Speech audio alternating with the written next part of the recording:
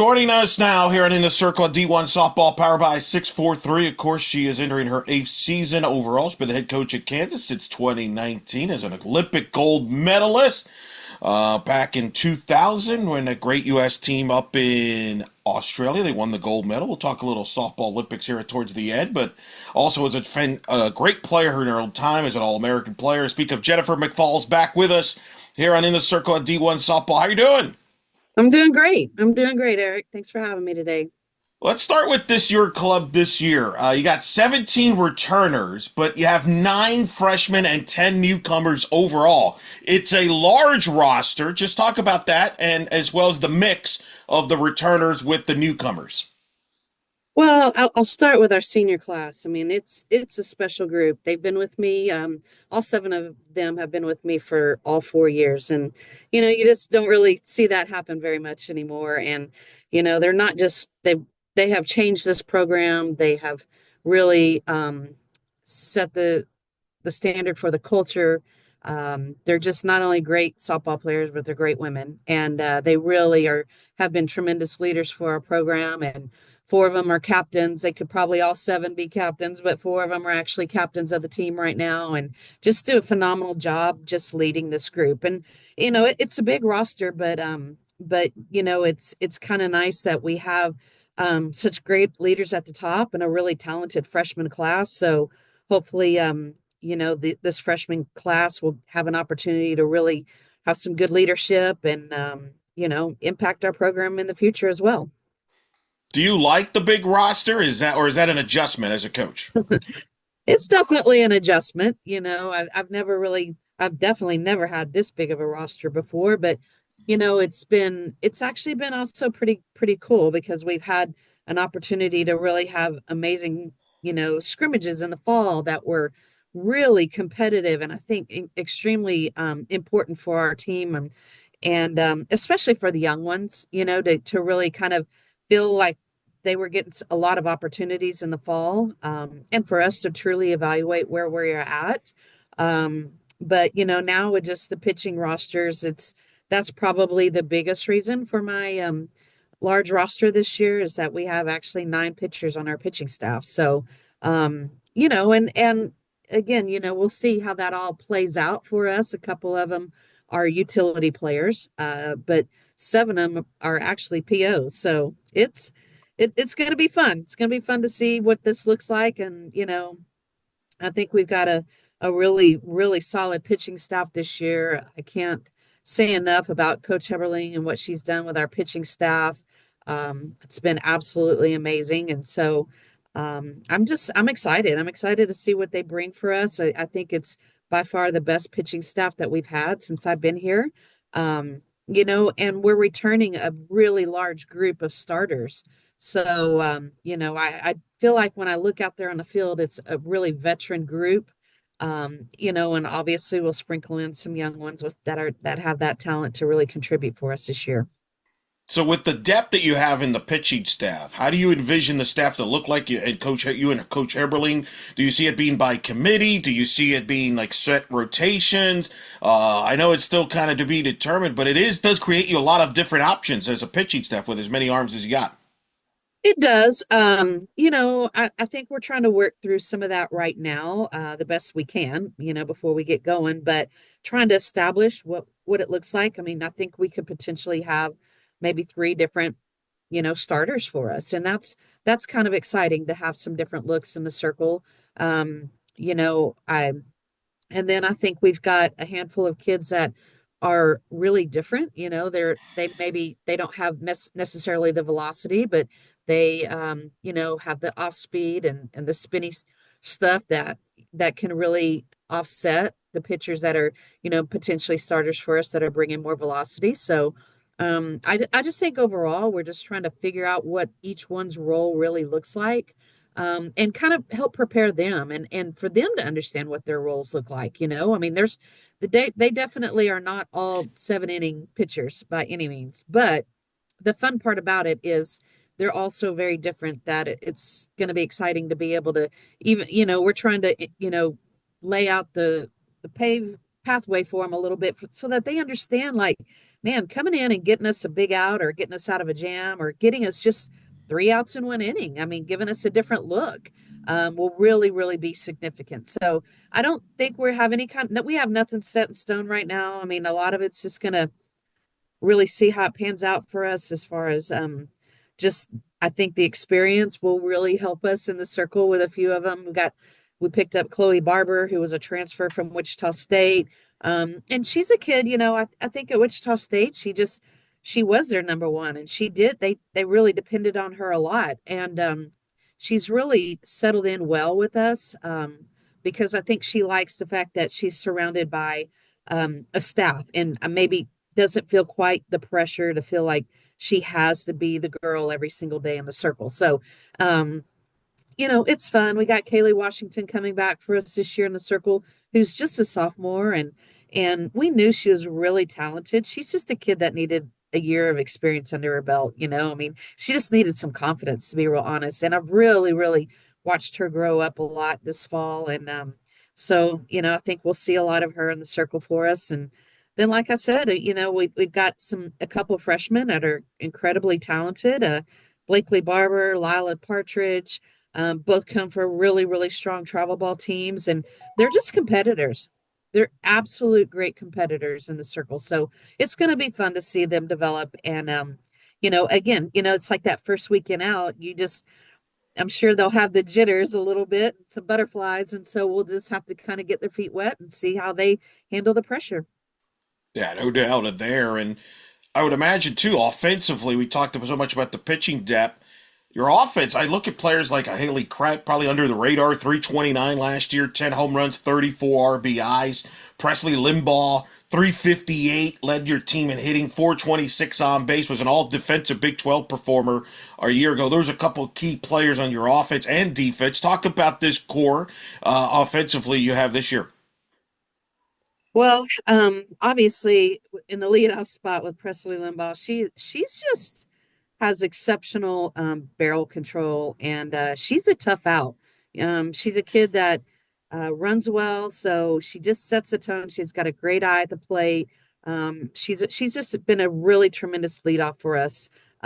She's gotten even better with her short game stuff this fall, and so yeah, having her in leadoff spot for us is really kind of sets the tone. I think coming behind her is definitely an underrated player, and that's Ainsley Linduff, who is another lefty for us. And man, she's a pretty exceptional hitter. And so she and Presley Limbaugh been in the 1-2 spot for us the last few years, and then you've got Haley Kripe coming in there, who I definitely would say was definitely underrated in a lot of ways, not just offensively, but especially defensively. I think she's an exceptional shortstop.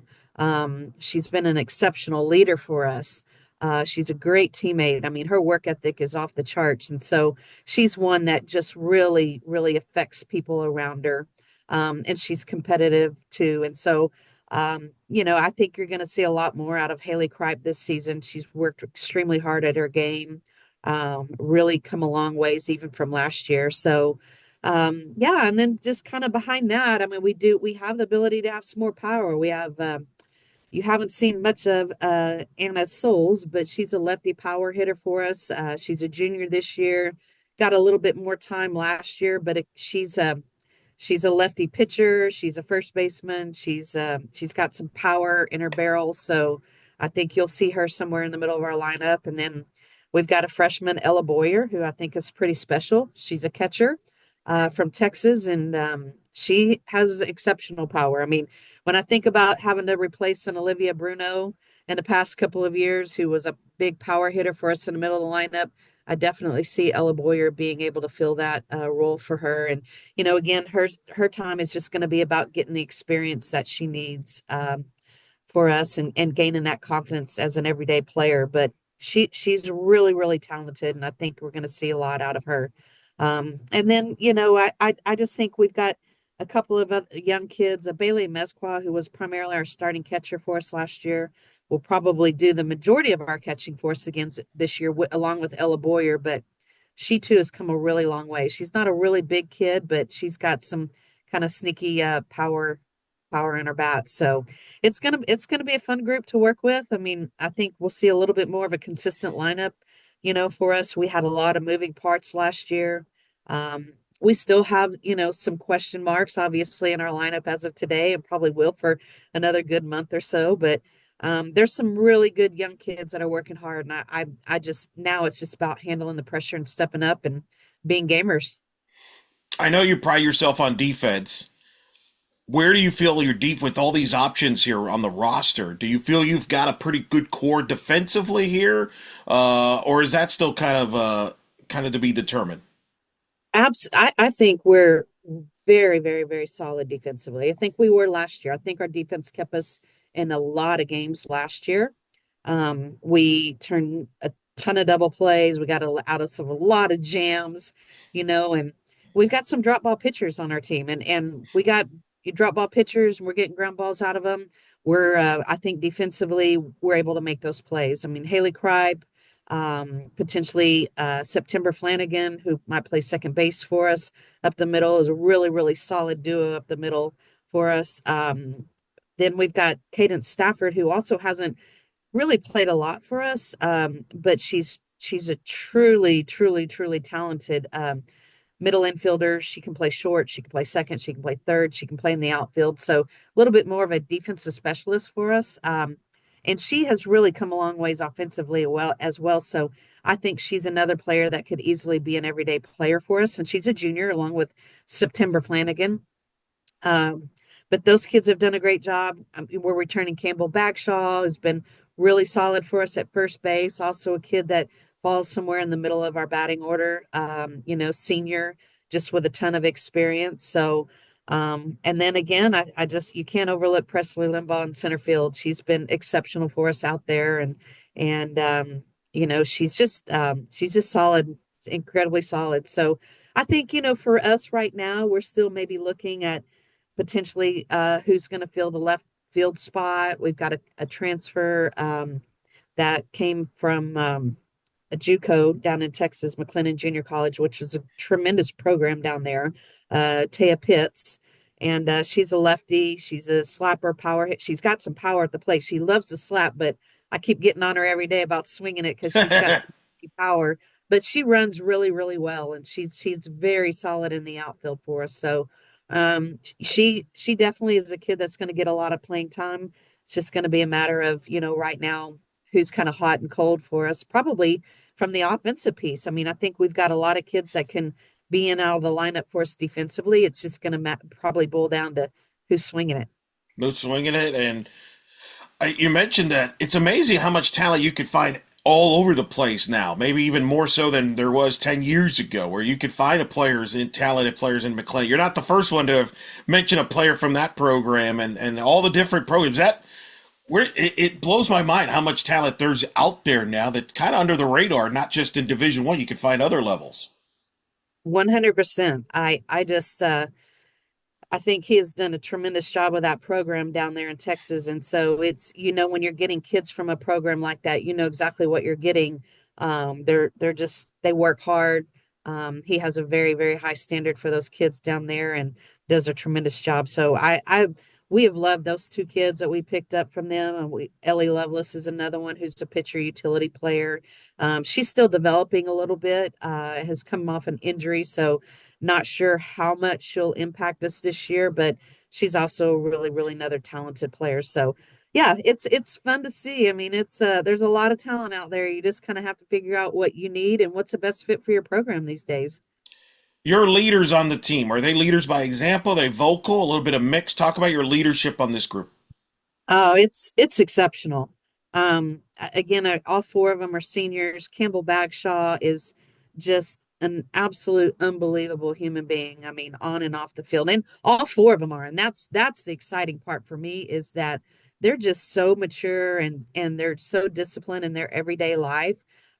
We have Campbell Bagshaw, we have Haley Kripe, who's our shortstop. We've got Emma Tatum, who's basically a defensive utility player. Will definitely see time in the lineup, potentially either at second or third. And then we have Ainsley Linduff. And those are just they're sometimes I just think they fly under the radar a little bit on the softball side of things.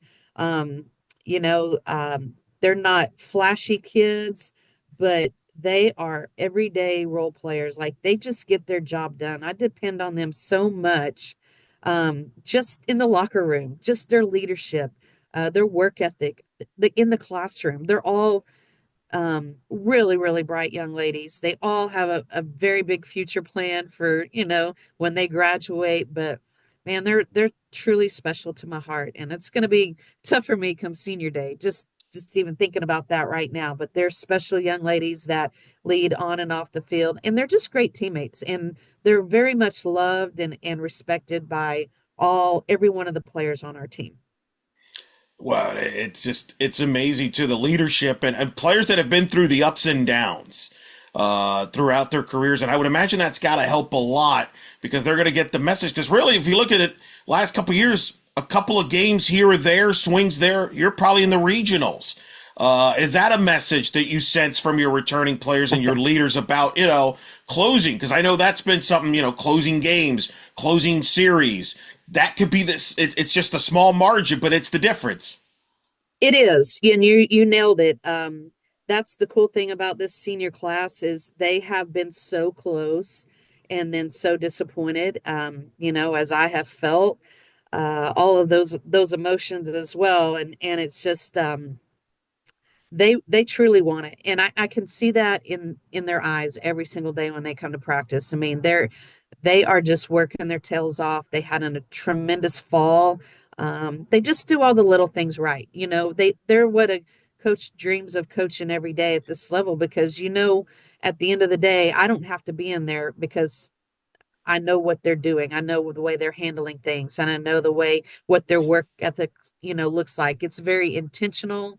It's very contagious around the rest of the players. They hold each other accountable, and that's tough. We battle a lot as female athletes, holding each other accountable and having hard conversations, and they just do a tremendous. They know how to handle those things, and they're just so mature in the way they go about their business, and so. I just think this year is different. I don't think they're hoping. I think they're knowing now and that, hey, we're really good. We have a chance to be really good and change the outlook of this team and this program. And I just keep telling them, I mean, it's okay if we're not ranked. It's okay if the Big 12 doesn't necessarily take us serious right now, but we can be that sneaky Sure. demon that jumps up and bites a lot of teams out there if we just put it all together. And I think we've had a lot of good, probably 75% of all the things we've needed. And this year, I feel like we're a lot closer to that 100% of having, all the things we really need. And so, and a lot of it has just been our pitching staff. I think our pitching staff has really grown and matured, and I think they're going to be able to get us out of a lot of those jams this year that they might not have been able to do for us in the past. And now they know that they can look behind them and realize that they got a hell of a defense behind them, and that if they just keep the ball in the park and get us the ground balls and the pop-ups, that if they'll just do their job, we're going to do our job on defense and be there. And if we put things together, I think we're going to have a really special season. No doubt. And you're right about the chip on the shoulder. Like you mentioned the preseason, like last year, I was talking to Pink. I mean, Iowa State was picked near the bottom of the league.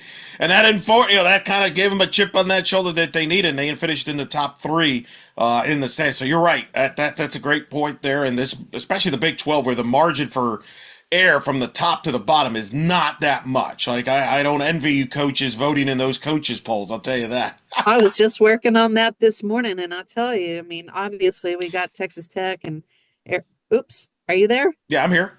Oh, yes, I lost you I'm somehow. here. I'm here. Do you hear Okay. me? There you go. Yes, I can hear you. Very good. Um, you know, uh, I just told him I'm sorry, I was just working on that stuff this morning, and it was tough trying to lay out. I mean, you get past Texas Tech and Arizona, and it's going to be a battle there from the rest of the teams in the Big 12. It's going to be tough. I have no idea how it will all unfold. I don't think anybody does right now, and it's going to be fun. It's going to be fun to see. It's going to be a lot of fun. I want to hit you up on a couple topics here. This year, we're going to have the double bags at first base. The double base there, as you say. implemented, which is obviously we've seen that in international rule. Now many colleges are using that. What's your thoughts on that? Um, it didn't really matter to me one way or the other. I mean, I definitely see both sides of it. I think definitely from a safety standpoint, I do like the fact that, it gives our base runners that I mean, they have to hit that colored bag, whatever that looks like. But I've seen a lot of really close plays over there at first place and collisions and or just players taking advantage. Some of those base runners are running inside the bag and players getting hurt that way. But it's just taking a little bit more time for us to understand the rules and a piece of it. But at the end of the day, I think it's probably going to end up being a good thing for us. Is that something as coaches you have to almost reteach the players there? Because players are used to certain habits from a running standpoint, base running, making sure you're in the right base and things like that. Is that something? Because I've had coaches tell me that this off season that's one of the adjustments is if they're using the two bases, they got to make sure to follow that and not get caught up in the old habits of a one base. Yes, I think more than anything, it's just when players get that base hit and they're coming back to the bag, they have to understand now that safety bag goes away.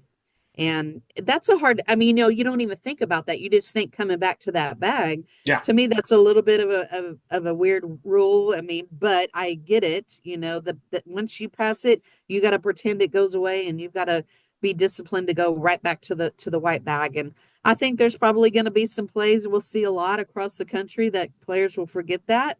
And defensively, we're teaching our kids like, hey, stay there. If they go back to the colored bag, you have a chance to get them out, of them just not paying attention. So, it's just we're gonna have to really stay on it. And I think my first base coach will do a really good job of reminding them every day what that looks like. But it'll be fun to see how it plays out for us this spring. Yeah, it's gonna be interesting. I'm very curious to see how the adjust. Hopefully, it's a smooth thing. I We know. don't need to complicate the sport even anymore. We got enough, a lot of stuff to deal with as it is within the boundaries. Another thing, of course, that I wanted to ask you about is certainly you look at 32 seeds now. The committee will be seeding for the NCAA tournament. Your reaction going from 16 to 32, which should make it more balanced regionals, and et cetera. What's your reaction to that? I think it's much needed. I really do. I think it really allows for those top 32 teams to have a chance to get the right matchups and I just think we're going to see a lot more of a balanced regional this year. And I still think those things are going to come into play where um, the distance is going to impact, where you travel to in some of those cases. But, it's kind of scary for us. I'm always like, shoot, if when we get in, which we plan on doing that this year, we got OU that's 4 hours down the road. We'll have Nebraska that's 3 hours down the road. OSU, another, there's a lot of great programs around here. So, but we just most importantly, we got to take it one game at a time. We got to take care of business on our end and give us our chance to even have the opportunity to get in this year. So, yeah, I'm excited. I think it's going to be, there'll probably be some ups and downs in terms of the seating and way that all looks like. I mean, I don't want to be one of those, any one of those committee members trying to make those decisions at the end of the day. But, I definitely think it's much needed and it'll certainly serve the purpose of being a little bit more of a balanced regional for us. Yes, and in theory, it should be a little more unpredictable where you might be going. I know some Yeah, coaches are skeptical on that. They're like, "Well, I don't know about that. Wait and see." I know they got the pod systems and all that, but in theory, it shouldn't be as predictable of where you're going, like maybe in past years. But we'll see. It's a wait and see, as everybody, like a lot of coaches have told me. absolutely. I thought of you the other day. Of course, the U.S. national team just recently played exhibitions up in Australia as they're trying to promote the Olympics in Brisbane, softball in Brisbane. I think of that because you were in Australia the last time the Olympics were there in Sydney back in 2000, winning the gold medal. We're only 2 years away, Coach, from the Olympics in softball returning. It'll be in Oklahoma City. But I mean, what's your reaction there? As we're just a couple years away there, and obviously we're already starting to push for softball in Australia there and keep it in the in the Olympics for 2032. Well, I no doubt I think Coach Gasso is going to be an amazing leader for that group. She's obviously earned it and deserves it, and I think at the end of the day, she'll have an unbelievable roster put together. I think she's still probably a little bit working through the weeds on that, and there's just again that'd be tough to be on that committee right now because there's so much talent out there, and even looking at some of the kids that weren't necessarily getting in the everyday lineup that she had on her roster was kind of interesting to me, but she's going to put together an unbelievable team, and man, I can't wait to see him compete. I can't wait to see what that ends up looking like. I mean, I think she'll truly I mean, she's obviously had a ton of talent that's come through OU, but I think she'll, put on her head coach lens for the USA team and pick the right players and, probably be a really strong mix of some veterans and then, see what happens over the course of the next year at the Division 1 Power 4 level and see some of these, young kids that are really coming up and proving themselves as well. I mean, there's definitely some kids that still weren't on that roster that probably will end up being there in the course of the next couple of years. But hey, if you get a chance to go watch that team in Oklahoma City in 2 years, you better be there because it's going to be special. It's going to be, and it's going to be a challenge just making the team. I mean, I'm sure you had to battle just to get there with in those tryouts back then and make the teams there. So it's going to be unique there. But what an experience that had to be for you there. And Australia, I think, would make total sense to also have softball in the Olympics. Absolutely, absolutely. I think that's really cool that USA went over there and played. During the Christmas break. I think that probably was a good measuring stick for them and just kind of see where they're at. I think they went over there and pretty much dominated. But again, that's the thing about Coach Gasso is she knows what it feels like to dominate, but then yet know that there's a lot of work still to be done. So, yeah, I can't wait. I can't wait to see it. I can't wait to watch it. And, if you're one of those athletes that's on the bubble, just keep grinding because you want your name called and you just want the opportunity. And then if you get that opportunity, you just got to make the most of it. And so it's going to be really special to host that here in the United States. Obviously, you know what kind of crowds we draw just for the College World Series. I can't imagine what it's going to be like for Team USA playing in Oklahoma City. It's going to be a lot of fun there, but that's still a little miles away. We got a season in the meantime, and I'll let you go on this. What are a couple questions you have about this group that you only know once you play other competition that you're looking forward to finding out that you think will help define the season? Um, I think for us last year we lost a lot of close games, one run games here and there. And to me, I think the difference is how we finish and capture, innings 5, 6, and 7. We jumped out early, had some leads, and didn't know how to hang on to it. And I think that that's probably going to be the biggest difference that I'm looking forward to watching this team do is just that determination to finish, the discipline to finish, the players to handle the roles when they're kind of dished out to those players that are role players and that understand how to embrace those opportunities, whether they're pinch runners or they're pinch hitters and again, just with our pitching staff alone, having so many pitchers on our pitching staff, but still understand how incredibly valuable an opportunity would be. Their role may be coming in and getting us out of an inning or getting us out of the seventh inning, whatever that looks like. But I'm excited for this team. I'm really excited for our seniors. And they put a lot. I always say they've definitely put the hay in the barn this year, and their work ethic has been exceptional. So if we hang on to that and we keep our head on right, I think we're going to reap the benefits of that this year. That's Kansas head coach Jennifer McFalls joining us here and In the Circle of D1 Softball, powered by 643. Coach, always enjoy chatting with you about softball, international, college, you name it. We enjoy catching up with you. Look forward to seeing you later in the year as you make your a Florida swing. Well, you got multiple Florida swings, but that's a whole other story. I'll get you in one of those. In the meantime, good luck this season, and thanks for always taking the time to talk to us. Thanks, Eric. Look forward to it.